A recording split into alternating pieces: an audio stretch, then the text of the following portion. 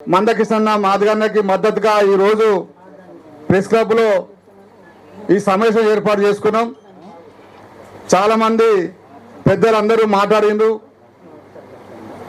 మరి వేదిక ఉన్నటువంటి మా రాష్ట్ర నాయకులు, జిల్లాల అధ్యక్షులు, కార్యదర్శులు, మిగతా దళిత నాయకులు, అన్న అనుచరులు, మిగతా బి సంఘాల నాయకులు, మాజీ కార్పొరేటర్ చారి గారు, ఇలా చాలామంది కూడా అన్నకు మద్దతుగా ఈరోజు వాళ్ళు సంఘీభావం తెలియపరిచిండ్రు. అయితే మీ అందరికీ తెలుసు, ఒక మన తెలంగాణ రాష్ట్రమే కాదు, మనకు ఆంధ్ర రాష్ట్రమే కాదు, ఈ దేశంలో ప్రజా సంఘాలలో ఒక న్యాయబద్ధంగా, ఒక ధర్మయుద్ధంగా పనిచేటటువంటి ఏకైక నాయకుడు తెలంగాణ ముద్దు బిడ్డ మాన్యశ్రీ మందకృష్ణ తప్ప ఎవరు లేదని చెప్పి నేను తెలుస్తున్నా. దీనికి సాక్ష్యమే అన్నకి ఈ దేశంలో మొట్టమొదటిసారిగా పద్మశ్రీ ఆవరించినటువంటి పరిస్థితి అనేది మనం అందరం ఆలోచించాలి. ఇక్కడ ఈ తెలంగాణలో మరి అంటరానితనానికి, అసృష్టికి, మరి బానిస బతుకులకి, వెట్టి సాకిరికి ఉన్నటువంటి ఈ యొక్క కల్చర్ యొక్క ఈ తెలంగాణ సమాజంలో చిన్న కులాలు, ఎస్సీలలో ఉపకులాలు, ఎస్సీలలో ఉపతెగలు ఎన్నో ఇబ్బందులు పడ్డాం. మహిళలు అత్యాచారానికి, అవమానాలకి మనం ఎక్కడ కూడా ఆత్మగౌరవం లేకుండా ఈ సమాజము మరి అగ్రవర్ణాలు పెట్టుబడిదారు చేసినటువంటి ఒక సంస్కృతి, దాంట్లో భాగంగా మనం అందరం కూడా నలిగిపోయినాం.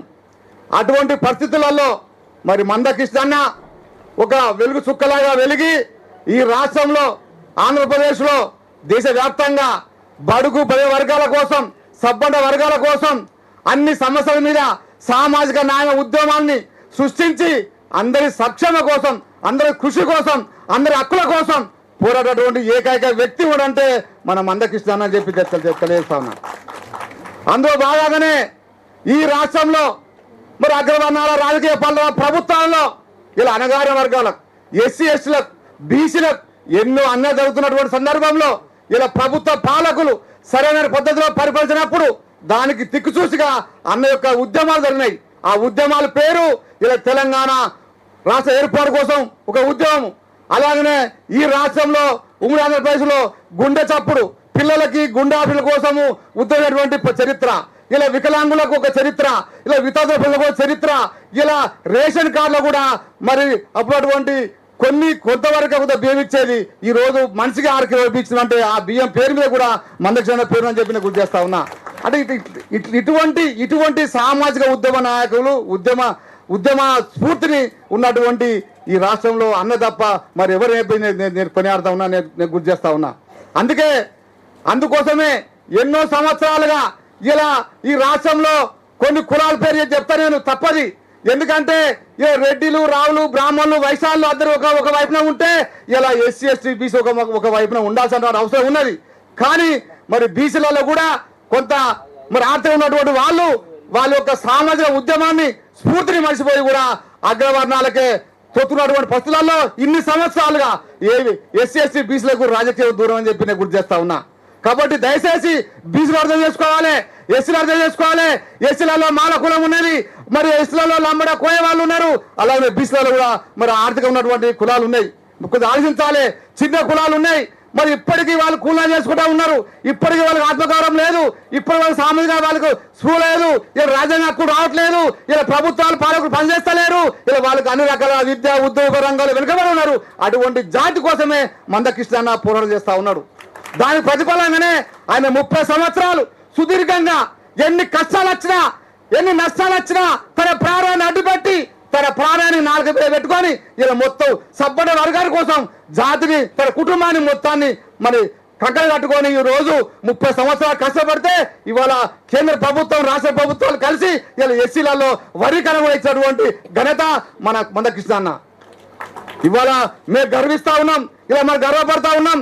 ఇలా ఏదైతే ఈ తెలంగాణలో మరి ఎస్సీ ఉపకులాలు పడుతున్నటువంటి బాధలు చూసినటువంటి శ్రీటువంటి మందకృష్ణ అన్న మరి దేశ ప్రధానమంత్రిని మరి పెద్దల్ని తీసుకొని వచ్చి మరి వారి యొక్క బాధలు కూడా కళ్ళ ముందు కల్పించే విధంగా మరి అంత పెద్ద మీటింగ్ పెట్టి ఆ మీటింగ్ లో కూడా ఇవాళ ఈ రాష్ట్రంలో మమ్మలను పశువులుగా చూస్తా ఉన్నారు, మనుషులను చూస్తలేరు.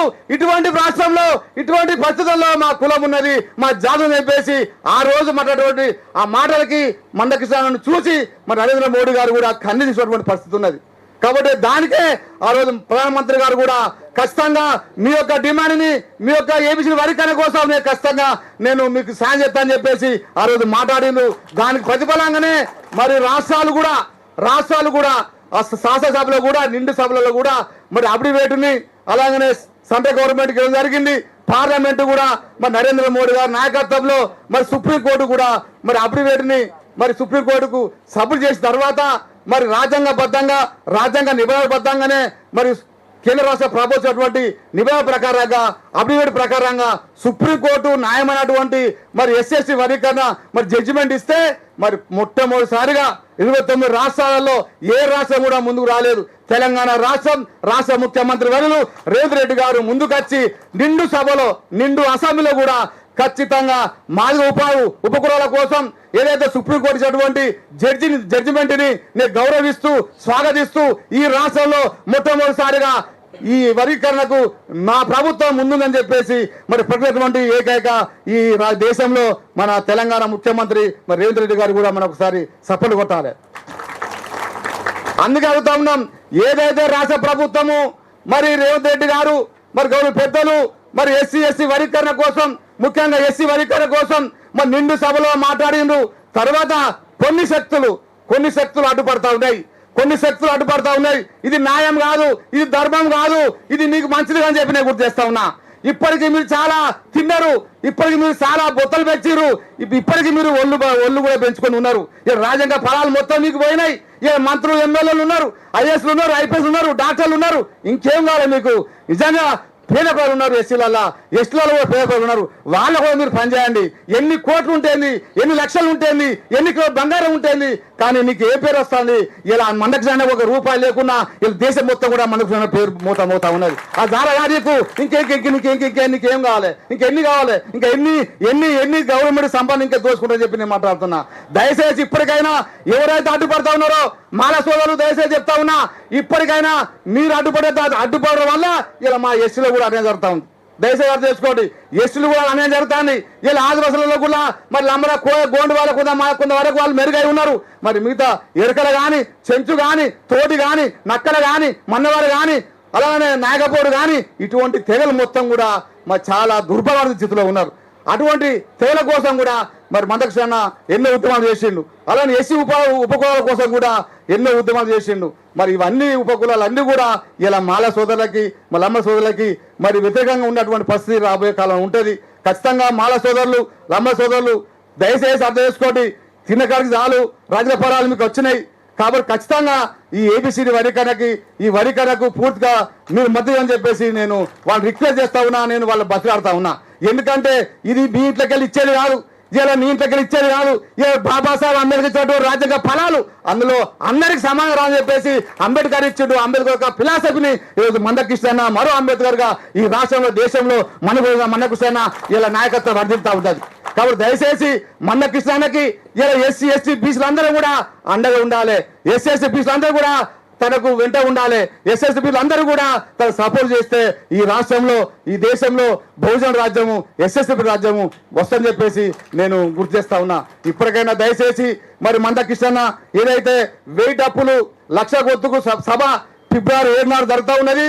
ఆ 7 జరిగినటువంటి మరి 1000 డప్పులకి 1,00,000 గొంతు సభకి తెలంగాణ వ్యాప్తంగా ఎరకల జాతి మొత్తం కూడా జిల్లాల వారిగా, మండలాల వారిగా, గ్రామాల వారిగా ఆ సభకి మద్దతుగా సంఘీభావంగా మేము అందరూ కూడా పక్కన కట్టుకొని ఆ సభకు వస్తామని చెప్పేసి ఈ సభాముఖంగా మందకృష్ణకి నేను విజ్ఞప్తి చేస్తా ఉన్నా.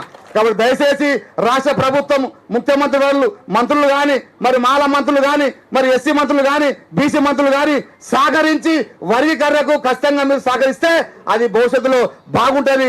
ఒకవేళ ఎస్సీ వర్గీకరణకు మీరు సహకరించకపోతే రాబోయే స్థానిక ఎన్నికలలో మా సత్యాన్ని పేరు చూస్తామని చెప్పి కూడా ఈ సందర్భంగా గుర్తు చేస్తా ఉన్నా.